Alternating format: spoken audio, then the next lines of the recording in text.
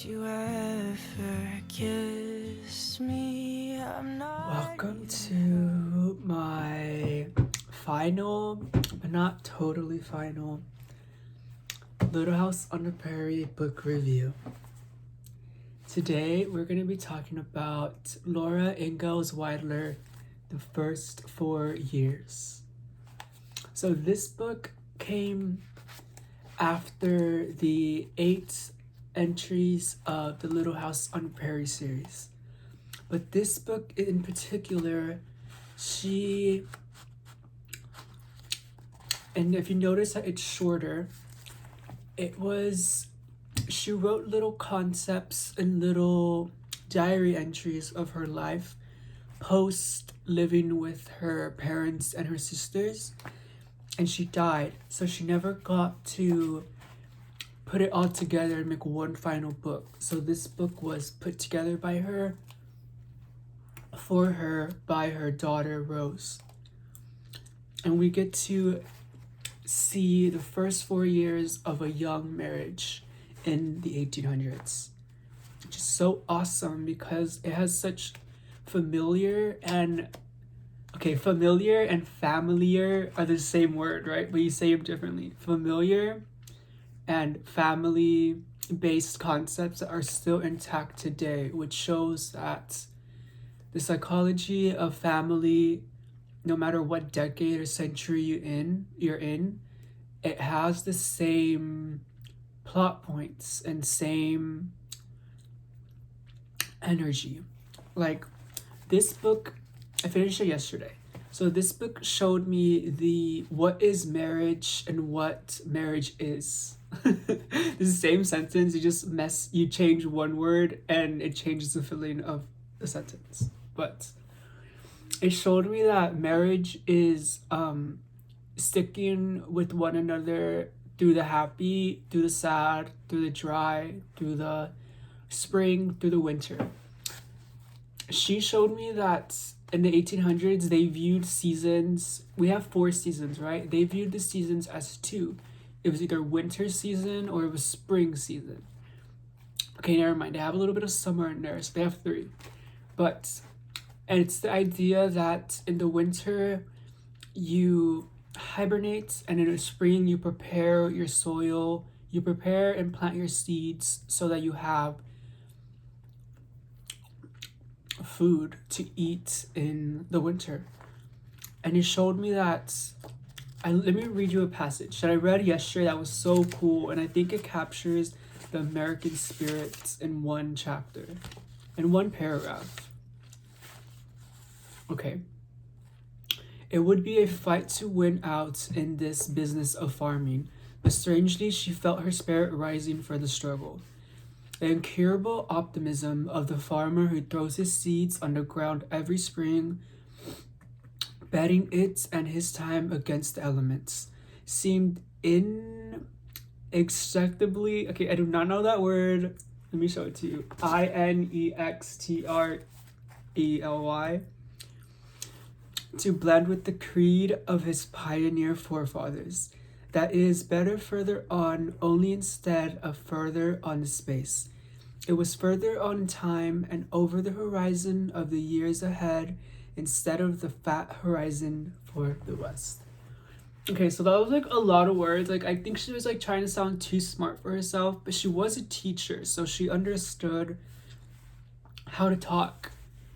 So okay, but it's interesting, the idea that when the female decides to start having kids and start having the mother experience, they put down everything else like their job. So she isn't working anymore. She put that down to be a mother, to be a housekeeper, which is really interesting to like see, because she was very independent and very young. But remember, she's only like 18, 19, 20 in this book. So it's really interesting. It's like you grow up really, really fast because you die really, really young. Oh well, Laura sighed, summing up her idea of the situation and a saying of her ma's. We'll always be farmers, for what is bred in the bone will come out in the flesh. That was an awesome way to end the whole entire series because it ties up her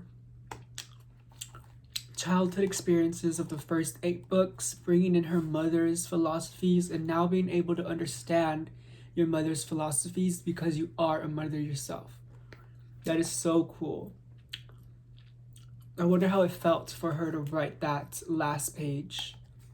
I wonder if she knew that would be her last page she would be writing. If you knew you were living your last day or your last hour, how would you react to it? How would you live it? I guess that's the thing, you never really know. But okay, let's start with the first chapters. The first chapter shows her settling into her house. The second chapter shows us the grace periods of being independent, being with your lover, and getting pregnant. How she found out she was pregnant. She said she got sick. She noticed morning sicknesses, and then out of nowhere she fainted out of nowhere, and she woke up with a baby in her hand. Like, I'm pretty sure that's like how they found out. Women found out they were pregnant, and how I wonder if doctors knew if it was a female or a male, or intuitively you knew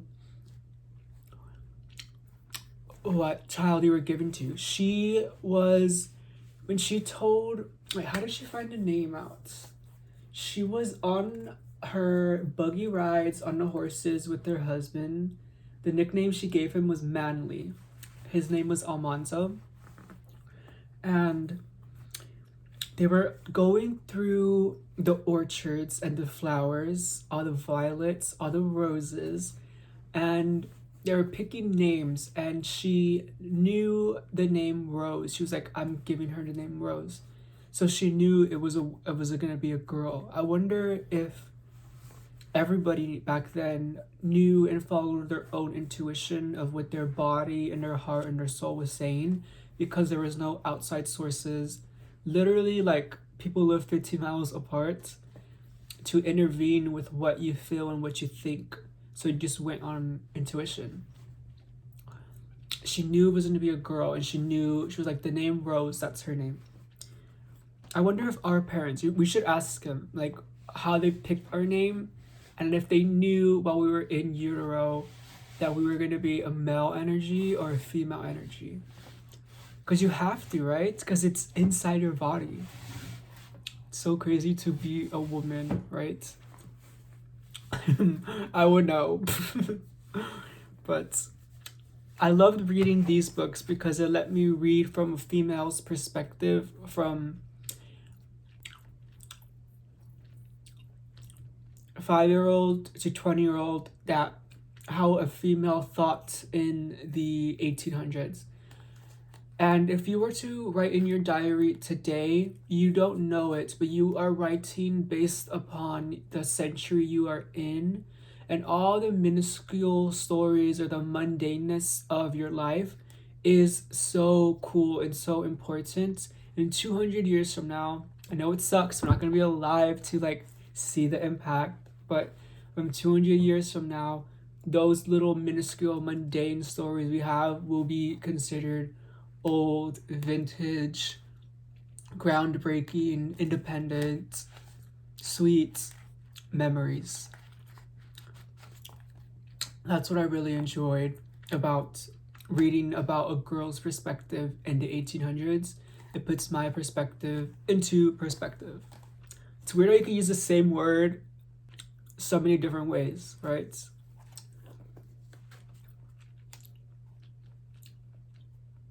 And skipping to the end, her house burned down because I think she left hay close to the stove, and it burned down their whole first house.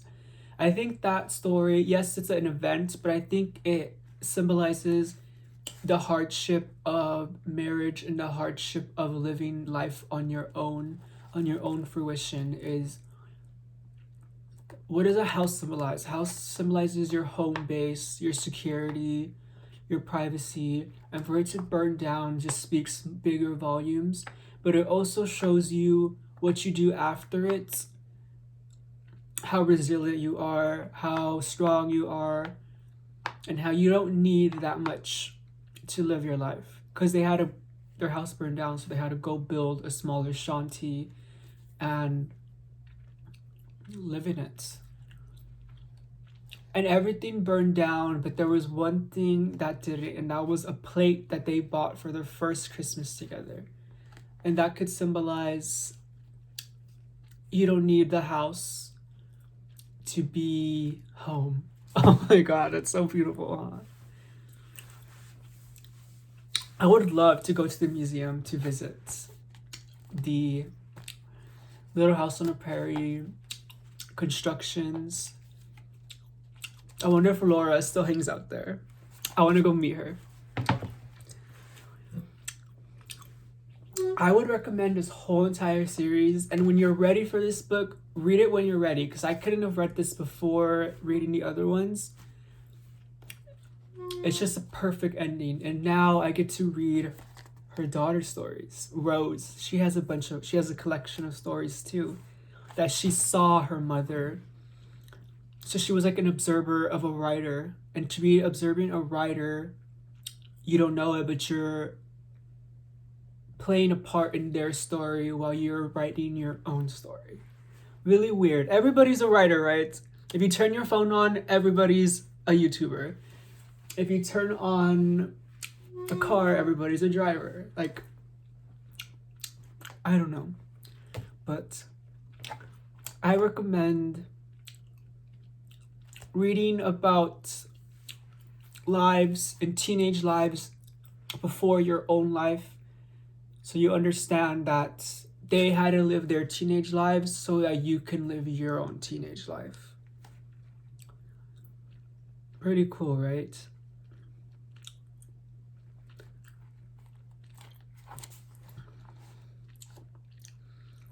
Well, I'll see you in the Prairie Lands. Peace out. From me and Laura Ingalls Widener.